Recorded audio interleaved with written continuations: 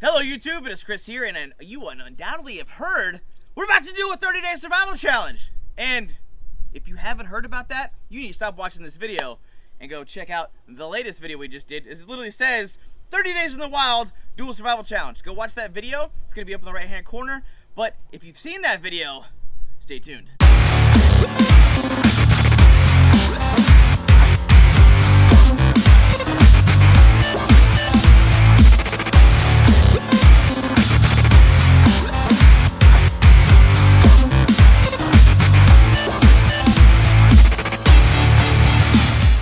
Everybody, and thank you for sticking with me. So, like I said, we're gonna go on our 30-day survival challenge with Zachary Fowler. For reference, I'm the one who had the dumb idea to do the 30-day survival challenge and put myself through all that, and he was crazy enough to join me. So, what does that say about our mental state? Anyway, so we've got all of my survival knives: machetes, knives, spoon knives, all that stuff. This is my current collection of knives that I would trust to bring in the wild with me, but I want you guys to be a part of the adventure. So I want you guys to help me go through and figure out which knife to bring. Now, for reference, this is the one knife that is coming with me guaranteed. This is the Mora carving knife. This is basically a spoon knife. I did that because I want to learn how to carve spoons, and if you guys haven't noticed, Zach made like 712 while he was out there in Patagonia, so I want to learn how to do that. Going from here, we've got the Mora Bushcrafter stainless steel. This thing's been through hell. I've had this for about 40 years. It doesn't have the sharpening plate on it anymore, but I have a sharpener that you guys will see when I do my breakdown video. It's got a fire steel attached to it. Then we've got this one. This is a beautiful, beautiful hand forged knife from Fiddleback Forge. It has a beautiful cherry walnut sheath going on. This is made of A2 tool steel. This is hand ground, flat ground blade, beautiful burlap micarta. Super, super ergonomic, ferociously sharp, but it has a 5/32 spine on it, and I think for skinning and general camp tasks, this is going to be an excellent companion knife. But as we go through, like I said, there's a lot of good choices in here. You guys are going to be like, oh my god, it's so tough! Then we got the Mora Garberg Carbon. I actually just got this knife. Industrial Revolution, aka Mora, and all of them were nice enough to send this to me. So this is an untested blade, but it's got a 90-degree spine, super sharp, very simple sheath, but it'll work. This is my 110 Jacare Puko in stainless steel by Fatrope. It has a leather sheath with a thermoplastic holster in it. We've thoroughly tested these knives. We tested the 110, the 140, the Scrama, and for 30 bucks, these are well worth knives to bring. Next, I've got my little companion knife. This was made from my brother from another mother, Kevin, over at KCKNIVES. He is in Canada. This is made of Z-ware. This knife is gorgeous. It has a nice high flat grind, convex edge, super sharp. It has actually a Rockwell of 63 to 64, which will maintain its edge for a very, very long time, but that convex edge is going to help it be maintained very, very well for a long time. It's got a nice, beautiful, complicated handle. It's got an awesome Kydex sheath with belt loop rig. This is, as far as a companion knife, honestly, without y'all's opinion inputted, this is probably one of my top favorites. I like big knives and I cannot lie, just like my women's booties. So we go through and we got a nice camp knife from KCKNIVES. You notice I got a kind of a matching set going on here. He was nice enough to make those for us, custom knives. Nice flat grind, sharp spine, ferro rod notch right here. That's actually what he made it for. It's also a sharpening notch, but he made them big enough to make sure you could put a nice big 1/2-inch fire steel, no problem. I've got the Outdoor Edge Pro Edge with about 6 or 7 extra blades inside for skinning things like deer, hog, gopher, anything I might run into. It's a cheap $30 knife. You can find it anywhere you want. Bass Pro Shop Academy, you name it, you can find it. Now, this is a knife that has a special place in my heart. This is the Mini Parang by Helm Forge. My buddy James Helm made this. He made a prototype of this particular blade. And then this was the second one he made, and I won it in a raffle about 1.5 years ago. So this is basically 002. I have never had a serialized Parang that freaking awesome before. And my buddy Bob Hansler and the guys over at Wazoo Survival Gear, they've all tried to steal this knife from me. Because of the fact that when you're using it as a chopper, it's probably one of the best choppers I've ever experienced. It is made of 80 CRV2. It will rust while I'm out in the bush. but so far it is a tough freaking knife that it's held its own for a very long time, and as you can see, it's gotten a lot of love. Moving on, you guys saw this in my video where all you need is a knife to survive. If you haven't seen that video, then you should probably leave this episode and go watch that, because that was awesome. We were actually with Bob Hansler. We did a whole bunch of projects with this. We actually built a crutch for my wife when she sprained her ankle. We built a splint for her.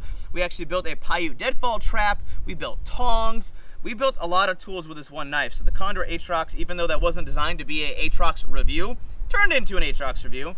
But this is a awesome all-around knife made of 1075 high carbon steel. Now we're moving into kind of the machete realm. We're getting into the 14, 16, and 20-inch blades. This is the Machete from Fiddleback Forge. This is 1/8 inch thick, super lightweight, extremely sharp 1075 high carbon spring steel, rawhide, cow leather sheath, nice simple belt loop carry, can hold up to a 2.5 inch belt. You're good to go there. Then I got my guilty pleasure. I know a lot of people are going to jump down in the comments and say, yes, take the Wakizashi, bro. But at the same time, I don't know if I would actually bring this myself. But you know what? If I get 300 comments asking just for this one, not by one person, 300 different comments from 300 different people, then I would think about doing it. This is made from 1055 high carbon steel tonsil blade. Like I said, it's a guilty pleasure blade. It is still a very effective machete, but I'm not 100% sure I would bring it with me into the bush for an extended amount of time. However, Zachary Fowler did prove us wrong by bringing a $20 shovel and blew everybody away with that Special Forces shovel by Cold Steel. Now, this is a beautiful, beautiful, beautiful blade. This is a Wasteland short sword by College Blades. It is in a collaborational design with JBS Blade Works. This thing is made from 5160. It's actually using a buffalo horn, which is sexy. This is one bad knife. Super sharp. This would be one hell of a pick sticker. And we've got this adorable little guy right here. This is also a skinning knife. It still has juices and blood on it. This is the Pendleton Mini Hunter in VG1 by Cold Steel. We used this in my raccoon catch and cook video. If you haven't seen that, go see that video. It's an amazing video. We actually skinned this with that, and it did flawless. It was beautiful. It sliced through with no snags, no issues, not whatsoever. We've got this bad boy, matching set, you're aware. This is actually a full flat L-Max stainless steel skinning knife. The Rockwell on this is about 61. This is ferociously sharp. This would probably be the ultimate single blade skinning knife on the planet. This would outperform the Cold Steel Pendleton Hunter hands down. Then for another option, we've got the KCKNIVES trail knife. 8.5 inch blade, super beefy. It's like 7 inches thick. I basically can go and beat up a Kodiak bear with this thing in Alaska. This is one of my favorite knives. So I'd say as far as a knife goes, not machetes or anything else, a knife goes, it's probably this knife and my Parang are my absolute two favorites. But as we move forward, this is actually kind of starting to run up my love a little bit. This is the Camp Knife by Fiddleback Forge. Holy moly, I love this knife. It's made of A2 tool steel, 5/32 thick, really nice wide drop point leaf blade, really stupid sharp. It's got a nice black and orange liners with blue burlap micarta. Really nice, almost looks like a freaking a bow drill divot, doesn't it? Kind of looks like that for the lanyard. It's got a really nice leather, simple belt carry sheath system on it. Beautiful, beautiful, beautiful knife. Then we have my namesake. This is the Drop Forge Survivalist that Lynn Thompson made after me because he loves me so freaking much. Me and him are old pals that have gone back about 20 years. We were drinking buddies in Vietnam. I'm kidding. If you guys don't understand, I'm only 33. No way I'd be 12 fighting in Vietnam War. But no, this is the Drop Forge Survivalist. It is made of 52100 carbon steel. It's been through some love. It is one hell of a knife for 60 bucks. But because I don't actually have a belt loop carry because I took it off and used it for something else that I don't remember what happened to it, I don't know if carrying this is going to be easy unless I found a Kydex guy who was willing to make a Kydex sheath for this in the next 2 days before I leave. And last but not least, we got the Varusteleka Jacaro Puko 140 in stainless steel. Out of the Pukos, I like this is a 5.5 inch knife. This is qualified as a survival knife. This is kind of one of those one tool options.